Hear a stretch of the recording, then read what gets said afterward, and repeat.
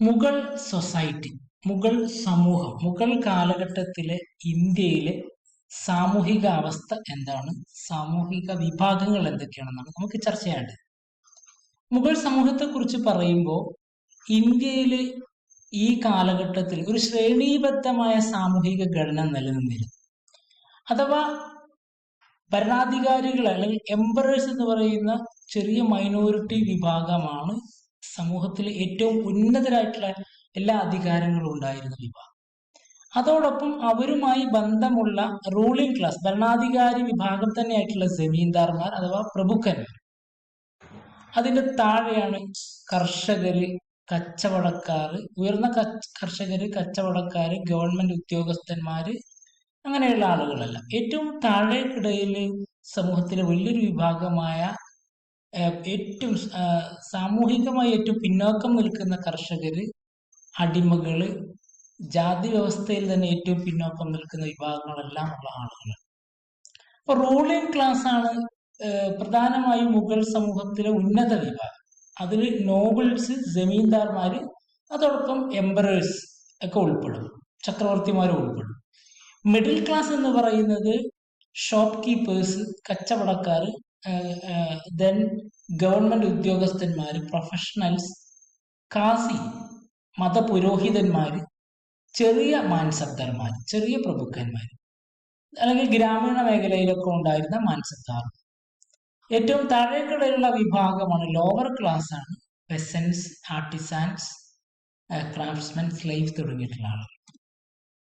ഇനി ഇതിലെ ഓരോ വിഭാഗത്തിന്റെയും സാമൂഹിക അവസ്ഥ, ജീവിതം എന്താണെന്നാണ് നമ്മൾ ചർച്ച ചെയ്യാൻ പോകുന്നത്. ആദ്യം നോബിൾസ് അഥവാ നൊബിലിറ്റി, പ്രഭുത്വം. ഇന്ത്യയിലെ ഏറ്റവും പ്രിവിലേജ്ഡ് ആയിട്ടുള്ള ആനുകൂല്യങ്ങളെല്ലാം നേടിയിരുന്ന വിഭാഗമാണ് നോബിൾ ക്ലാസ്. ഉയർന്ന ജീവിത നിലവാരം അവർക്കുണ്ടായിരുന്നു. മുഗൾ നൊബിലിറ്റി ഇന്ത്യയിൽ മുഗൾ നൊബിലിറ്റിയിൽ അഥവാ പ്രഭു വിഭാഗത്തിൽ ഉൾപ്പെട്ടിരുന്ന വിഭാഗങ്ങളാണ് ഇന്ത്യൻ മുസ്ലിംസ് അഥവാ ഷേഖ് സാദ എന്നറിയപ്പെടുന്നവര്. പിന്നീട് പല പ്രദേശങ്ങളിൽ നിന്ന് വന്ന ഇറാനിയൻസ്, ടുറാനിയൻസ്, താജിക്കിസ്ഥാനീസ്, ഖൊറാസാനി, അഫ്ഗാൻസ്, പിന്നീട് രജപുത്രാസ്, മറാത്താസ്, ഇങ്ങനെയുള്ള വിഭാഗങ്ങളാണ് ഈ നൊബിലിറ്റിയിലുണ്ടായത്. ഇന്ത്യയിലെ നോബിൾ വിഭാഗത്തിൽ മുഗൾ കാലഘട്ടത്തിലുണ്ടായി.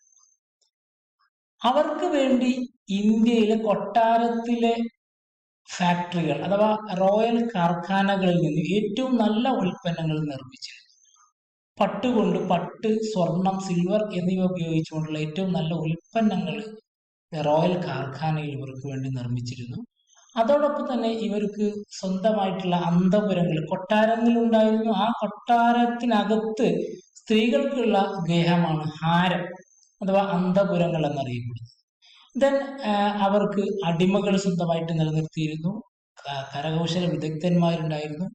അതോടൊപ്പം ഒരുപാട് കുതിരകളെയും ആനകളെയും അവർ നിലനിർത്തിയിരുന്നു. വലിയ ഒരു സന്നാഹമുള്ള ജീവിത സംവിധാനമാണ് ഈ പ്രഭുക്കന്മാർക്കുള്ളത്.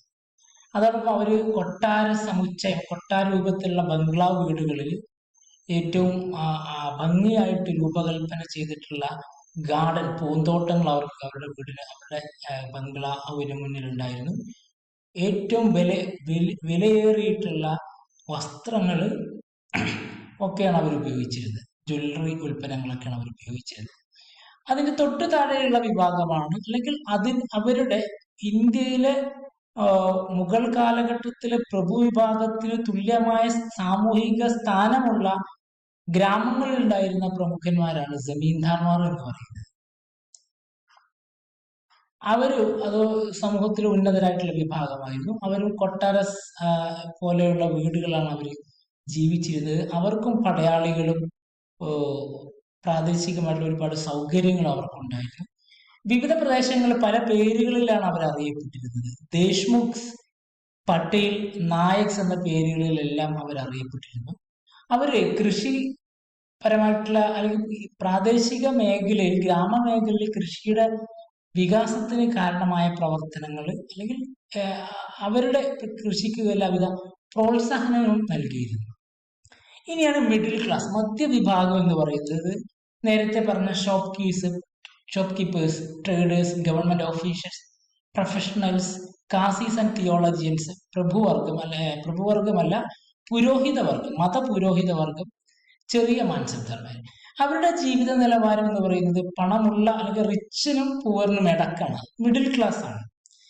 അവരിൽ തന്നെ ചെറുകിട ഗവൺമെന്റ് ഉദ്യോഗസ്ഥർ ഉൾപ്പെട്ടിരുന്നു. അവർക്ക് ശമ്പളമായിട്ട് പണം നൽകിയിരുന്നു.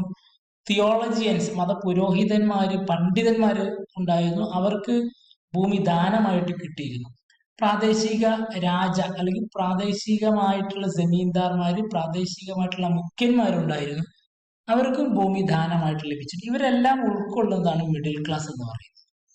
ഇനി ഏറ്റവും ലോവർ ക്ലാസ്സിലേക്ക് വരുമ്പം അവിടെയുള്ള ഏറ്റവും പ്രധാനപ്പെട്ട ഒരു വിഭാഗം കർഷകരാണ്, സാധാരണ കർഷകർ. മുഗൾ കാലഘട്ടത്തിലെ സാമൂഹിക ഘടനയിൽ ഏറ്റവും താഴേക്കിടയിലുള്ളതും ഏറ്റവും വലിയ വിഭാഗമായിരുന്നു കർഷകർ എന്ന് പറയുന്നത്. അതിൽ തന്നെ ഉൾപ്പെട്ടവരാണ് ആർട്ടിസാൻസ്, ക്രാഫ്റ്റ്സ്മെൻ തുടങ്ങിയിട്ടുള്ള ആളുകൾ. അതിൽ തന്നെയുള്ള ഏറ്റവും താഴേക്കിടയിലുള്ള ആളുകളാണ് അൺടച്ചബിൾസ്, അതോടൊപ്പം തന്നെ സ്ലേവ്സ് എല്ലാം. ഇന്ത്യയിൽ സന്ദർശിച്ചിട്ടുള്ള യൂറോപ്യൻ യാത്രികര് ഈ കാലഘട്ടത്തിൽ സാധാരണക്കാരായ കർഷകരായിട്ടുള്ള ആളുകളുടെ ദുസ്സഹമായ ജീവിതത്തെക്കുറിച്ച് അടയാളപ്പെടുത്തിയിട്ടുണ്ട്. ഇനി ഇന്ത്യൻ സമൂഹത്തിനെ കുറിച്ച് ഒരു പൊതുവായ ചില പ്രത്യേകതകളാണ്. കാസ്റ്റ് സിസ്റ്റം ഇന്ത്യയിൽ നിലനിൽക്കുന്നത് പ്രധാനമായും ഹിന്ദു വിഭാഗ സമൂഹത്തിൽ ജാതി വ്യവസ്ഥ നിലനിൽക്കുന്നത്. ജാതി വ്യവസ്ഥയുടെ ഒരു ഘടനയാണ് ഏറ്റവും ഉന്നത സ്ഥാനത്ത് ബ്രാഹ്മണർ, അവരുടെ താഴെ ക്ഷത്രിയ, വൈശ്യ, ശൂദ്ര, ഏറ്റവും താഴെ അൺടച്ചബിൾസ്. അഥവാ ഈ ജാതി വ്യവസ്ഥയിൽ തന്നെ ഒരു ശ്രേണിയിലും ഉൾപ്പെടാത്ത, ജാതിക്ക് പുറത്തുള്ള, തൊട്ടുകിടാത്ത ആളുകൾ. ഇതാണ് ഇന്ത്യൻ സമൂഹത്തിൽ നിലനിൽക്കുന്ന പ്രധാനപ്പെട്ട ഒരു പ്രത്യേകത. ഇതാണ്. ദെൻ ചൈൽഡ് മാരേജ്, അതോടൊപ്പം തന്നെ dowry, prohibition of second marriage എല്ലാം ഹിന്ദു സമൂഹത്തിലുണ്ടായിരുന്നു. അഥവാ രണ്ടാമതൊരു വിവാഹം കഴിക്കാനുള്ള അനുമതി ഉണ്ടായിരുന്നില്ല. Institution of sati and jauhar. Sati സമ്പ്രദായം എന്ന് പറയുന്നത് ഭർത്താവ് മരിച്ചാൽ അതേ ചിതയിൽ തന്നെ ഭാര്യയും ആത്മാഹുതി ചെയ്യണം എന്നുള്ള ഒരു അനുഷ്ഠാനമാണ് സതി. അതോടൊപ്പം രജപുത്രന്മാരുടെ ഇടയിൽ ഉണ്ടായിരുന്ന ഒരു സമ്പ്രദായമാണ് ജൗഹർ. ശത്രുക്കളാൽ കീഴടക്കപ്പെടുകയോ പരാജയപ്പെടുകയോ ചെയ്തു കഴിഞ്ഞാൽ കൊട്ടാരത്തിലെ സ്ത്രീകളെല്ലാം ചിതയിൽ ചാടി അല്ലെങ്കിൽ വലിയ അഗ്നികുണ്ഡം ഉണ്ടാക്കി അതിൽ ആത്മാഹുതി ചെയ്യുന്ന സമ്പ്രദായമാണ് ജൗഹർ. ഇത് ഇന്ത്യയിലെ രജപുത്ര വിഭാഗങ്ങളിൽ നിലനിന്നിരുന്നു. അപ്പൊ ഇത്തരം സാമൂഹികമായ തിന്മകളെ ഉന്മൂലനം ചെയ്യുന്നതിന് സാമൂഹിക പരിഷ്കരണമൊക്കെ കൊണ്ടുവരാൻ മുഗൾ ഭരണാധികാരികൾ മുന്നോട്ട് വന്നിരുന്നു. പ്രധാനമായും അക്ബർ അതിൽ പ്രധാനപ്പെട്ട ആളാണ്. എല്ലാ മതങ്ങളിലെയും നല്ല വശങ്ങൾ ചേർത്തുകൊണ്ട് ദിനിലാഹി എന്ന് പറയുന്ന ഒരു പുതിയ ആശയം അദ്ദേഹം അവതരിപ്പിച്ചു. പക്ഷെ അതിന് ഇന്ത്യയിൽ വലിയ പ്രാധാന്യം കൈവന്നില്ല, അല്ലെങ്കിൽ കൂടുതൽ ആളുകളൊന്നും അതിൽ ഭാഗവാക്കായില്ല. ഔറംഗസേബിന്റെ കാലഘട്ടത്തിൽ അദ്ദേഹം ഒരുപാട് സാമൂഹിക പരിഷ്കരണങ്ങൾ കൊണ്ടുവന്നിട്ടുണ്ട്. സതി നിർത്തലാക്കുന്നുള്ള ഓർഡറുകൾ അദ്ദേഹം ഇറക്കുന്നുണ്ട്. പക്ഷെ അതൊന്നും ഇന്ത്യൻ സമൂഹത്തിൽ കാര്യമായ പ്രതിഫലനം ഉണ്ടാക്കിയിട്ടില്ല. ഇനി സ്ത്രീകളുടെ അവസ്ഥ. സമൂഹത്തെ കുറിച്ച് പറയുമ്പോൾ സ്ത്രീകളെ സമൂഹത്തിന്റെ നേർപകുതിയാണ്. അവരുടെ അവസ്ഥ കൂടി ചർച്ച ചെയ്യേണ്ടതുണ്ട്. സ്ത്രീകളുടെ പൊതുവെ ഒരു പിന്നോക്കാവസ്ഥയാണ് എല്ലാ കാലഘട്ടങ്ങളിലും ഉണ്ടായിരുന്നത്. ഈവൻ മുഗൾ കാലഘട്ടത്തിലും അതുപോലെ തന്നെയാണ്. പർദ്ദ സിസ്റ്റം സ്ത്രീകൾക്കിടയിൽ നിലനിന്നിരുന്ന ഒരു സമ്പ്രദായമാണ് പർദ്ദ സിസ്റ്റം എന്ന് പറഞ്ഞാൽ സ്ത്രീകൾ പൊതുരംഗത്ത് പ്രത്യക്ഷപ്പെടാതിരിക്കുക, അവര് മുഖം മറക്കുക, അതോടൊപ്പം തന്നെ വീട്ടുകളിൽ തന്നെയാണെങ്കിലും വീടിനകത്തുള്ള മുറിയിൽ മാത്രം ജീവിക്കുക, അതോടൊപ്പം പുറത്തേക്ക് വരുമ്പോൾ തന്നെ അവര് മുഖം മറയുന്ന തരത്തിൽ ഉള്ള വസ്ത്രങ്ങൾ ധരിച്ചുകൊണ്ടൊക്കെ പുറത്ത്. ഇത് എല്ലാ വിഭാഗങ്ങളിലും ഉയർന്ന ക്ലാസ്സിൽ ഉണ്ടായിരുന്ന ഒരു സമ്പ്രദായമാണ് പർദ്ദ സിസ്റ്റം എന്ന് പറയുന്നത്. ഇതൊരു വസ്ത്രമല്ല. ഇത് കേരളത്തിലെ നായർ നമ്പൂതിരി വിഭാഗങ്ങളിലൊക്കെ ഈ ഒരു സമ്പ്രദായം അവർ ഉൾവലിഞ്ഞിരിക്കുന്ന ഒരു സമ്പ്രദായം ഉണ്ടായിരുന്നു. അതോടൊപ്പം ഉന്നത വിഭാഗങ്ങളിൽ ഉണ്ടായിരുന്നു, അവർക്ക് ഇടയിലുണ്ടായിരുന്നതാണ് പോളിഗമി, ബഹുഭാര്യത്ത് അവർക്കിടയിലാണ് നിലനിന്നിരുന്നത്.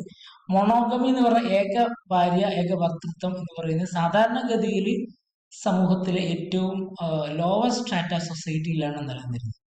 ദെൻ വിവാഹമോചനവും പുനർവിവാഹവും മുസ്ലിങ്ങൾക്കിടയിൽ ഉണ്ടായിരുന്നു, എന്നാൽ അത് ഹിന്ദു സ്ത്രീകൾക്കിടയിൽ നിലനിന്നിരുന്നില്ല. വിധവ പുനർവിവാഹം, ലോവർ കാസ്റ്റിൽ മാത്രമാണ് നിലനിന്നിരുന്നത്. ബാക്കിയുള്ളിടത്തും ഹിന്ദു സമൂഹത്തിൽ അതിൽ ഉണ്ടായിരുന്നില്ല. സതി നിലനിന്നിരുന്നു നമ്മൾ നേരത്തെ ചർച്ച ചെയ്തു. സ്ത്രീകളെ സംബന്ധിച്ചിടത്തോളം ഏറ്റവും മോശമായിട്ടുള്ള ഒരു അവസ്ഥയാണ് സതി എന്ന് പറയുന്നത്. Aurangzeb was the only Mughal ruler who issued orders forbidding sati. Sati നിർത്തലാക്കുന്നതിന് വേണ്ടി നിയമങ്ങൾ കൊണ്ടുവന്ന ഒരു ഭരണാധികാരിയാണ് ഔറംഗസേബ്.